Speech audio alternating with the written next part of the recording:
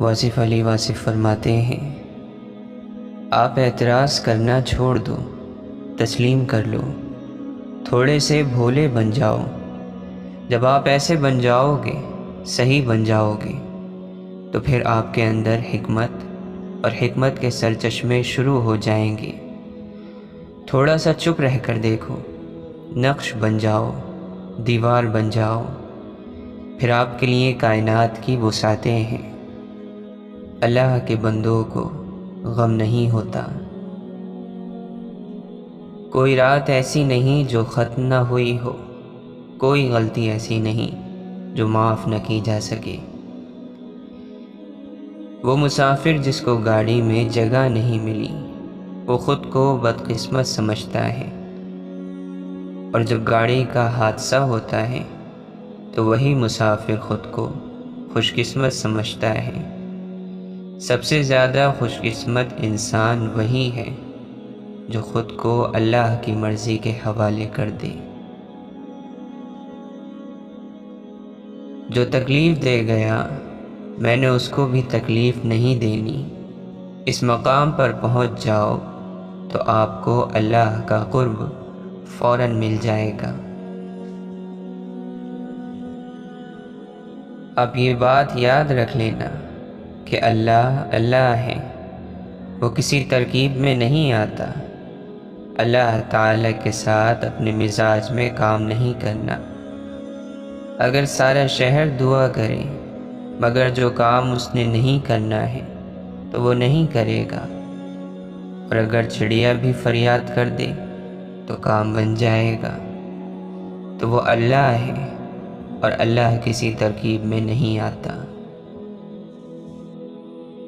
یہ دعا کرو کہ یا اللہ، تیری نعمتیں ہمیں تیری یاد سے غافل نہ کر دیں، اور تیری آزمائش ہمیں تیری رحمت سے مایوس نہ کرے۔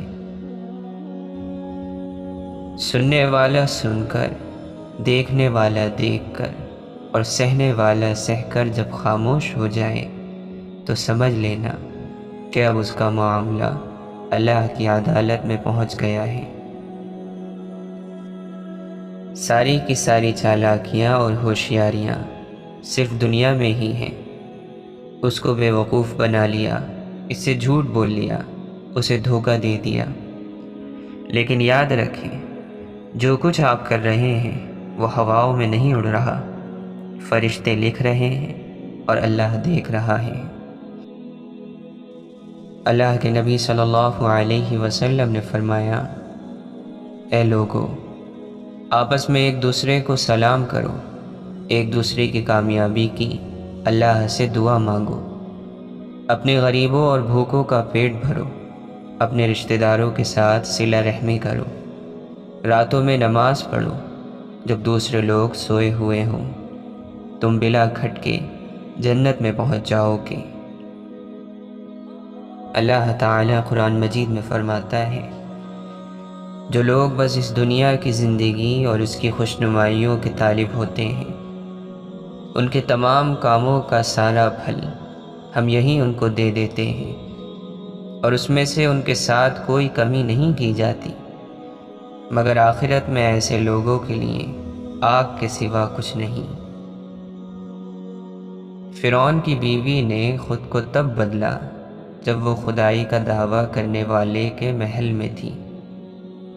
نوح علیہ السلام کے بیٹے نے اس وقت بھی خود کو بدلنے سے انکار کر دیا جب وہ ایک نبی کے گھر میں تھا۔ آپ کے بدلنے یا نہ بدلنے کا فیصلہ آپ کا اپنا ہے۔ آپ اس کے لیے اپنے حالات کو قصوروار نہیں ٹھہرا سکتے۔ اللہ کے نبی صلی اللہ علیہ وسلم نے فرمایا، اے عائشہ، کیا تم نے کبھی مجھے بری یا گندی زبان میں بات کرتے سنا؟ یاد رکھو، قیامت کے دن وہ لوگ اللہ کی نظر میں سب سے برے ہوں گے جنہیں لوگ علیحدہ کر دیں، ان سے کنارہ کر لیں، تاکہ ان کی فحش زبان یا گناہ سے اپنے آپ کو محفوظ رکھیں۔ اگر تمہیں کوئی نقصان پہنچ جائے تو یہ نہ کہو اگر میں ایسا کر لیتا تو ایسا ہو جاتا۔ البتہ یہ کہو کہ اللہ تعالیٰ کی تقدیر ہی یوں ہی تھی اور انہوں نے جو چاہا کیا، کیونکہ اگر کا لفظ شیطان کے کام کا دروازہ کھول دیتا ہے۔ مولانا رومی فرماتے ہیں، عقل جیسی شریف چیز پر کمینے نفس کا غلبہ اس لیے ہو جاتا ہے کہ تو عقل سے بیگانہ ہو گیا ہے اور تو نے اپنے اندر نفس کو بسا لیا ہے۔ اب نفس کا جانور اپنے گھر میں رہ کر شیر ہو گیا ہے اور عقل بیچاری ماری ماری پھر رہی ہے۔ جو اللہ کو پہچان لیتا ہے وہ گلہ کرنا چھوڑ دیتا ہے، جو اللہ کی معرفت حاصل کر لیتا ہے وہ گلہ کرنا چھوڑ دیتا ہے اور ذاتی خواہشات کے چنگل سے نکل آتا ہے۔